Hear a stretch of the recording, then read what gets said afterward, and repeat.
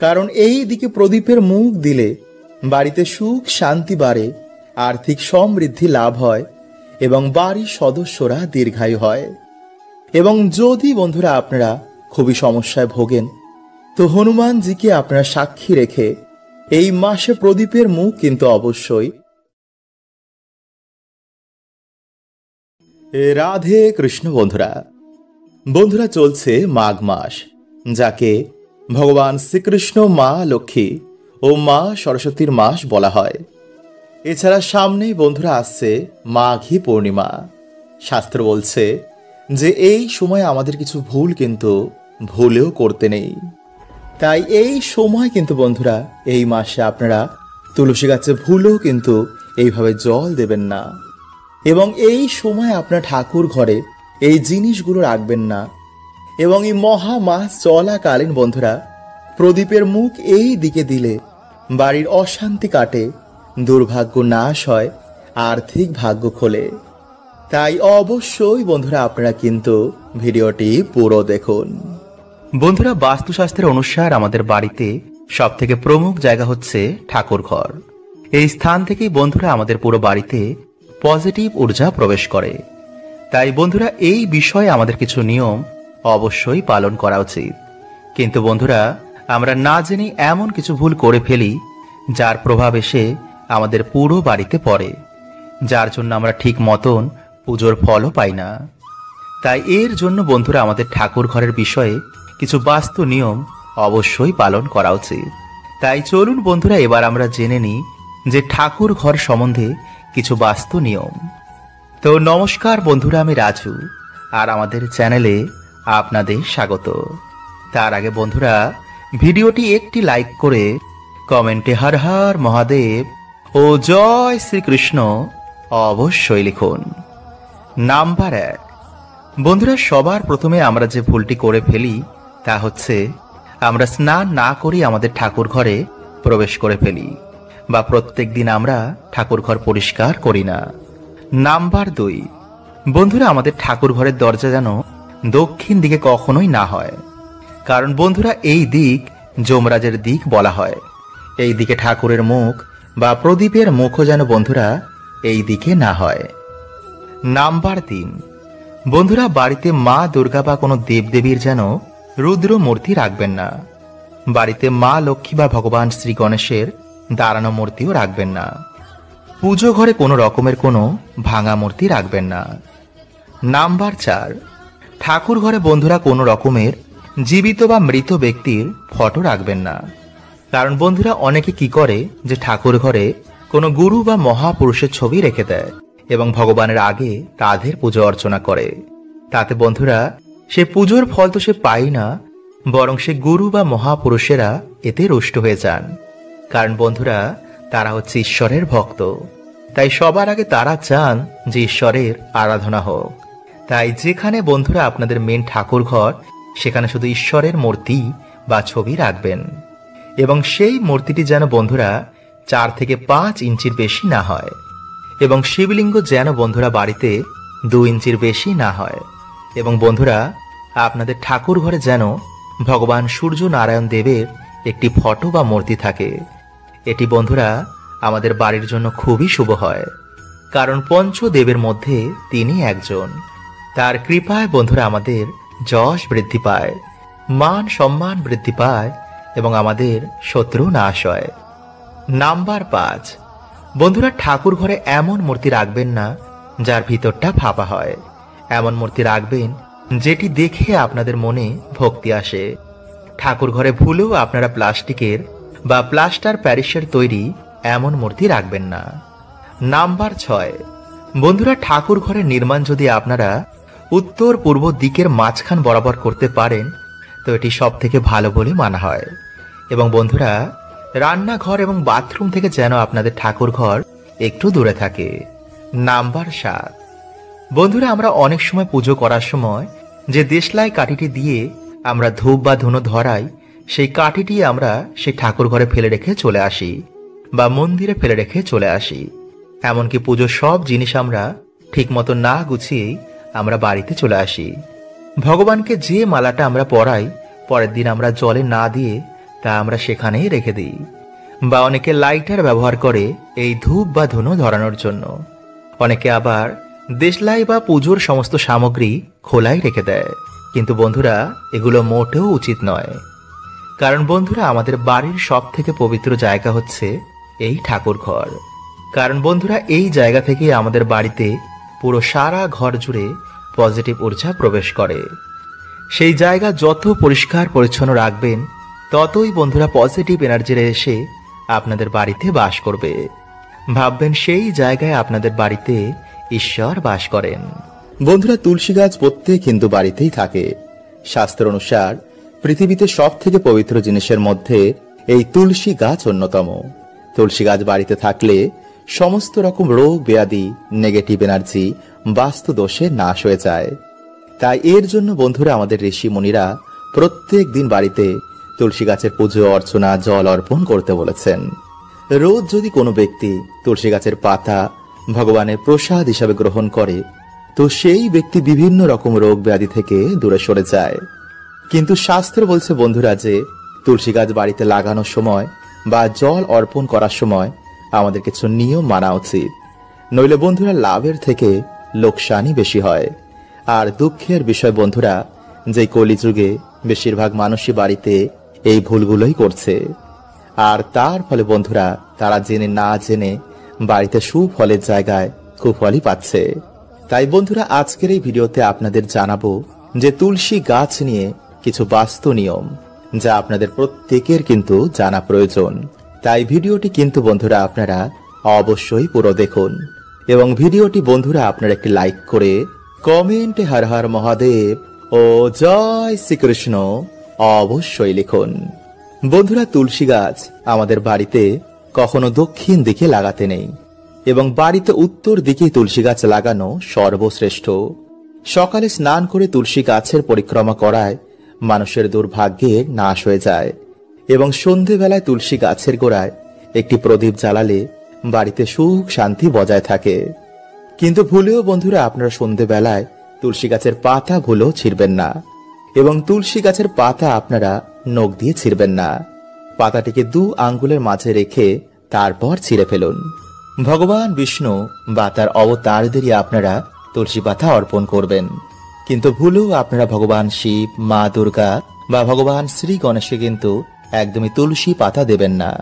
এছাড়া তুলসী পাতা বন্ধুরা কিন্তু কখনো বাসি হয় না। তাই আপনারা ভগবানের পুজোয় পুরনো তুলসী পাতাও দিতে পারেন। কিন্তু ভুলেও বন্ধুরা আপনারা তুলসী গাছ মাটিতে লাগাবেন না। সর্বদা গামলা বা কোনো পাত্রে বা তুলসী মঞ্চের মধ্যেই লাগাবেন।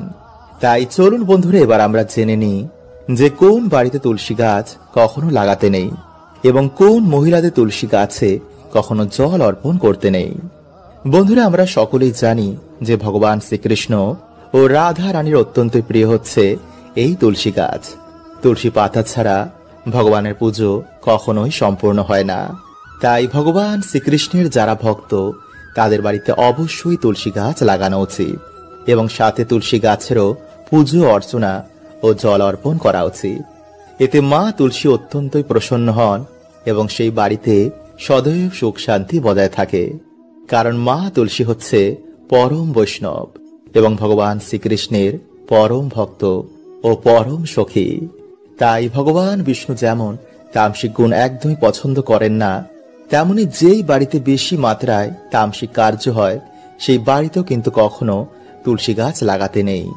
মানে যেই বাড়িতে মদ মাংস খেয়ে তুলসী গাছ ছুঁয়ে ফেলে, কোনো নিয়ম কানুন মানে না, এমন বাড়িতে কিন্তু তুলসী গাছ না লাগানোই ভালো। কারণ বন্ধুরা, এই সব কার্যে মা তুলসী অত্যন্ত অসন্তুষ্ট হয়ে যান, আর তার ফলে সেই বাড়িতে কিন্তু দুঃখ দরিদ্রতা দেখা দেয়। এবং বন্ধুরা, মাসিক চলাকালীন কিন্তু আপনার মায়েরা এই সময় তুলসী গাছে জল অর্পণ করবেন না। এবং যে সব নারীরা চরিত্রহীন বা দুষ্ট মহিলা, তাদেরও কিন্তু তুলসী গাছে কখনো জল অর্পণ করতে নেই। কারণ তুলসী মাতা হচ্ছেন একজন পবিত্র দেবী এবং ভগবান শ্রীকৃষ্ণের পরম ভক্ত। তাই যে স্ত্রী নিজের স্বামী সন্তানকে ঠকায়, অন্যের সাথে ছল চাতুরি করে, অন্যের পরিবারের মধ্যে বিষ ঢেলে দেয়, এমন স্ত্রীদেরও কিন্তু কখনো তুলসী মায়ের পুজো অর্চনা করতে নেই। এতে শুভর জায়গায় অশুভ ফলই প্রাপ্ত হয়। বন্ধুরা, আমাদের হিন্দু ধর্মে প্রদীপকে খুবই প্রাধান্য দেওয়া হয়েছে। সাথে বলা হয়েছে যে প্রদীপ ধরানোর কিছু আমাদের নিয়ম পালন করা উচিত। বলা হয় যে প্রদীপ আমাদের অন্ধকার থেকে আলোর পথে নিয়ে যায়। প্রদীপ আমাদের বাড়ি থেকে দুঃখ দরিদ্রতা দূর করে। কিন্তু বন্ধুরা, মানুষ এগুলো না জেনেই প্রদীপ ধরানোর সময় কিছু এমন ভুল করে ফেলে যার জন্য বন্ধুরা তারা কিন্তু এর সুফল পায় না। তাই বন্ধুরা, যদি আপনারা ঠিক মতন বাড়িতে প্রদীপ ধরান তো বন্ধুরা এতে আমাদের সৌভাগ্যের উদয় হয়, পরিবারে সুখ শান্তি বজায় থাকে। তাই বন্ধুরা, যদি আপনাদের বাড়িতে কোনো নেগেটিভ ঊর্জা থাকে তাও বন্ধুরা এতে কিন্তু নাশ হয়ে যায়। তাই চলুন বন্ধুরা, এবার আমরা জেনে নিই যে প্রদীপ ধরানোর কিছু গুরুত্বপূর্ণ নিয়ম এবং প্রদীপ থেকে প্রাপ্ত হওয়া কিছু শুভ এবং অশুভ সংকেত। নাম্বার 1, বন্ধুরা, প্রদীপ ধরানোর সব থেকে শুভ সময় হচ্ছে ভোর 5টা থেকে সকাল 10টা এবং বিকেল 5টা থেকে সন্ধ্যে 7টার মধ্যে। সন্ধ্যেবেলায় বন্ধুরা তুলসী গাছের গোড়ায় এবং বাড়িতে বন্ধুরা একটি যদি প্রদীপ ধরানো যায় তো বন্ধুরা এতে কিন্তু মানুষের দুর্ভাগ্যে নাশ হয়। যখন বন্ধুরা প্রদীপের আলো ঠাকুরের মূর্তিতে ঠেকে প্রতিফলিত হয়ে আমাদের শরীরে এসে পড়ে তখন বন্ধুরা সেই তেজ আমাদের দুর্ভাগ্যে নাশ করে দেয়। সাথে বাড়িতে এবং শরীরের বিভিন্ন জীবাণু এতে নাশ হয়ে যায়। নাম্বার 2, বন্ধুরা, বাড়িতে আপনারা কখনোই কিন্তু ভাঙা প্রদীপ জ্বালাবেন না। যখন আপনারা মনোবাসনা বলবেন তখন অবশ্যই বন্ধুরা আপনারা কিন্তু তেলের প্রদীপই ভগবানকে অর্পণ করবেন। এবং একটি জিনিস বন্ধুরা আপনারা খেয়াল রাখবেন যেন পুজো করার সময় কখনোই আপনাদের প্রদীপটি নিভে না যায়। এটি বন্ধুরা তখনই হয় যখন আমাদের দ্বারা কোনো ভুল হয়ে যায়, যার জন্য বন্ধুরা আমরা পুজোর সম্পূর্ণ ফল পাই না। নাম্বার 3, বন্ধুরা, কখনোই আপনারা প্রদীপটিকে কিন্তু মাটিতে ঠেকিয়ে রাখবেন না। একটি প্রদীপ থেকে বন্ধুরা আপনারা কিন্তু কখনোই অন্য প্রদীপ ধরাবেন না। বাড়ির দক্ষিণ দিকে আপনারা কিন্তু কখনোই প্রদীপের শিখা দেবেন না, কারণ বন্ধুরা এই দিকটি হচ্ছে যমরাজের দিক। এই দিকে তখনই প্রদীপ ধরানো হয় যখন আমাদের বাড়িতে কেউ মারা যায়। নাম্বার 4, বন্ধুরা, পুজো করার সময় হঠাৎই যদি আপনাদের বাড়িতে প্রদীপের আলো বেড়ে যায় তো বন্ধুরা এটি আমাদের বাড়িতে সুখ শান্তি আগমন হওয়ার আমাদের সংকেত দেয়। কিন্তু যদি বন্ধুরা আমাদের বাড়িতে প্রদীপের আলো হঠাৎ করেই বিনা কারণে নিভে যায় তো বন্ধুরা এটি আমাদের বাড়িতে অশুভ কিছু ঘটার বা দুঃখ দরিদ্রতা আসার সংকেত দেয়। তাই শাস্ত্র অনুসার বন্ধুরা সর্বদা পূর্ব বা উত্তর দিকেই কিন্তু আমাদের প্রদীপের মুখ বা শিখা দেওয়া উচিত, কারণ এই দিকে প্রদীপের মুখ দিলে বাড়িতে সুখ শান্তি বাড়ে, আর্থিক সমৃদ্ধি লাভ হয় এবং বাড়ির সদস্যরা দীর্ঘায়ু হয়। এবং যদি বন্ধুরা আপনারা খুবই সমস্যায় ভোগেন তো হনুমানজিকে আপনারা সাক্ষী রেখে এই মাসে প্রদীপের মুখ কিন্তু অবশ্যই পশ্চিম দিকেই দেবেন, বিশেষ করে আপনারা মঙ্গলবার। বন্ধুরা, ভগবান শ্রীকৃষ্ণের মতে মানুষদের এই 5টি জিনিস কখনোই কাউকে দেওয়া উচিত নয়, কারণ এই জিনিসগুলো দিলে বাড়ির লক্ষ্মী বাড়ি ছেড়ে চলে যায়। বন্ধুরা, আমাদের ছোটবেলা থেকে শেখানো হয় যে অন্য কাউকে দান দিলে জীবনে পুণ্য প্রাপ্ত হয়। ভগবান শ্রীকৃষ্ণের অনুসার যে জীবনে ভালো কর্ম করেছে তার ফল সে অবশ্যই পাবে। কিন্তু কিছু জিনিস বন্ধুরা যা কখনোই কাউকে দেওয়া উচিত নয়, নইলে জীবনে নেমে আসবে ঘোর অন্ধকার, সংসার তছ নছ হয়ে যাবে, পরিবারে অকাল মৃত্যু আপনি দেখতে পারেন। তাই বন্ধুরা জীবনে সুখে থাকতে এই জিনিসটা অবশ্যই আমাদের মাথায় রাখা উচিত। তো নমস্কার বন্ধুরা, আমি রাজু আর আমাদের চ্যানেলে আপনাদের স্বাগত। তার আগে বন্ধুরা ভিডিওটিকে লাইক করে কমেন্টে হর হর মহাদেব ও জয় শ্রীকৃষ্ণ অবশ্যই লিখুন।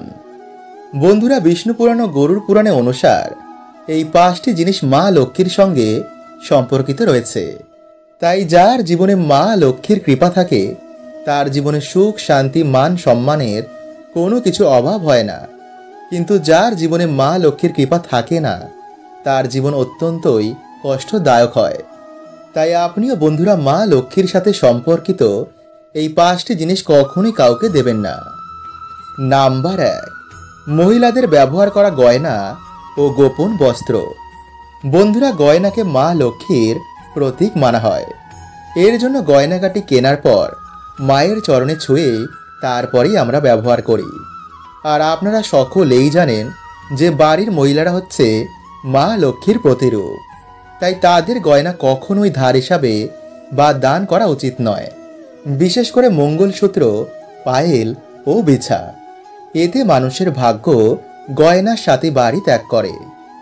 নাম্বার 2, বন্ধুরা, সূর্যাস্তের পর কখনোই দুধ, দই, চাল, আটা ও লবণ এমন সাদা জিনিসের দান কখনোই কাউকে করবেন না। কারণ সাদা জিনিসের নজর একটু বেশি লাগে, ফলে বাড়ির পজিটিভ ঊর্জা বাড়ি ত্যাগ করে চলে যায়। এতে নানা রকম অসুখ বিসুখ পরিবারে ঘিরে ফেলে। তাই বিশেষ করে বন্ধুরা, লবণ সন্ধ্যার পর কখনোই কাউকে দেবেন না। যদি দিতেই হয় বাজার থেকে কিনে তারপরে দিন, কিন্তু রান্নাঘর থেকে ভুলেও বন্ধুরা কখনই এগুলো দেবেন না। নাম্বার 3, বেলনি ও চাটু। হ্যাঁ বন্ধুরা, রান্নাঘরে ব্যবহার করা বেলনি ও চাটু ভুলেও অন্য কাউকে দেবেন না। বন্ধুরা, আমরা সকলেই জানি যে মা লক্ষ্মীর কৃপায় আমরা অন্ন প্রাপ্ত করি। এর জন্য আমরা সবাই খাবার আগে ঈশ্বরকে ধন্যবাদ দিই। কিন্তু যদি আপনি এগুলো অন্য কাউকে দিয়ে দেন, তো আপনার বাড়ি থেকে মা লক্ষ্মী এই জিনিসের সাথে বাড়ি ছেড়ে চলে যাবে। নাম্বার 4, ঝাঁটা। বন্ধুরা, ঝাঁটা আমাদের বাড়ি থেকে নেগেটিভ ঊর্জাকে বার করে দেয়। তাই ঝাঁটাকে মা লক্ষ্মীর প্রতীক মানা হয়। তাই এর জন্য বাড়িতে ব্যবহার করা ঝাঁটা অন্য কাউকে কখনোই দেবেন না। এতে আপনার বাড়িতে নেগেটিভ ঊর্জার প্রভাব বৃদ্ধি পাবে। কারণ যখন আপনার বাড়ির ঝাঁটা অন্য কেউ বাড়িতে ব্যবহার করবে, এর প্রভাব কিন্তু সবার প্রথমে আপনি আপনার বাড়িতেই দেখতে পাবেন।